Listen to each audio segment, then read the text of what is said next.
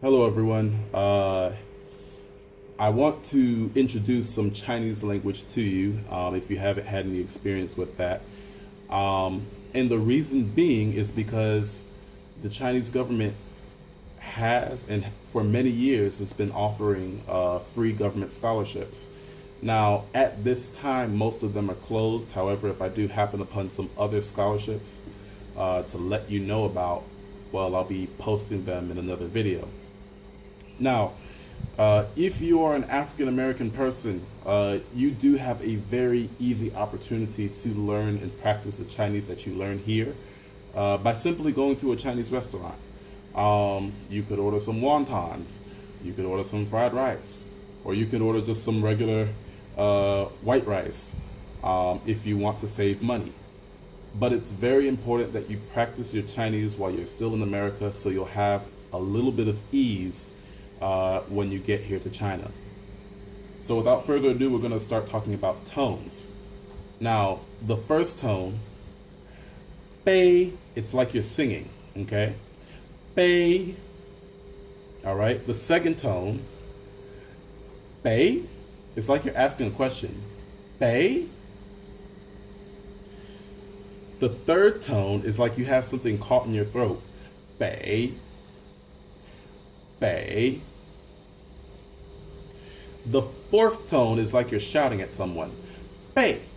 Now, usually a lot of Americans really despise the fourth tone because in our language it's a tone of aggression. But in Chinese, it's not that way.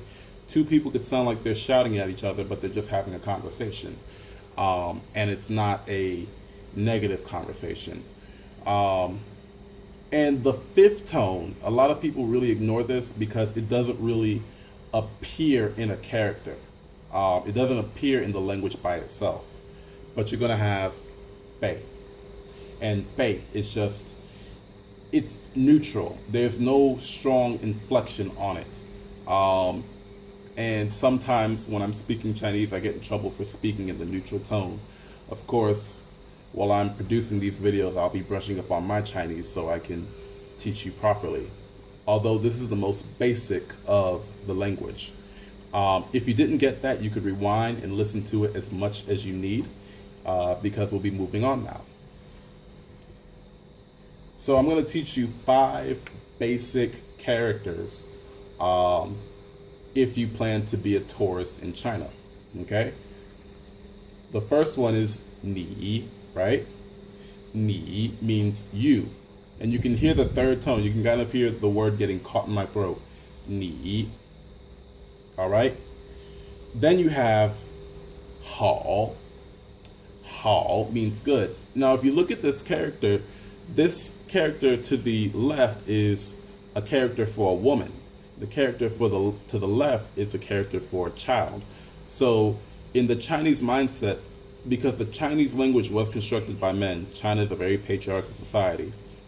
To have a woman and a child is a good thing. So that's how you can remember hao. Now, what about greeting people? You simply say ni hao. Now, when you have 2 third tones together, you might notice that the first third tone becomes a rising tone. Ni hao. And the stress is put on the second character. So, ni hao, essentially you're saying to people, you good. So it's a very simple way to remember how to say hello in Chinese. Now, the next one I'll be introducing you to is xie, right? And the character xie means to thank, okay? Now, the first character is a character for speaking, okay? That is how you can remember that a character has something to do with speech, all right? Xie. Now, if you add another xie, you get xie xie, which means thank you. Xie xie. All right? Now, here are the last 2. Bu, right? That means no. And in China, you have to say no a lot. Because people will see you, you're a foreigner, especially if you're a tourist. They're going to make a lot of requests of you. They want to sell things. You're a foreigner, you have money, you're rich. And that is the perception of a lot of people's minds, depending on what you look like. Now, this character means yao, which means to want. Now, I'll teach you how to say I want in a later video. But yao means to want. So when you put bu and yao together, you get bu yao. Now, you might have noticed this bu became bu. When you have two falling tones together, the first falling tone becomes a rising tone. So you get bu yao. And if you just want to be a little bit polite, which I do encourage, you can say不要谢谢, which means I don't want it, but thank you. Thank you for being such a great listener. I hope this video is helpful to you. These are the basic characters that you'll need as a tourist in China. You really don't need anything else.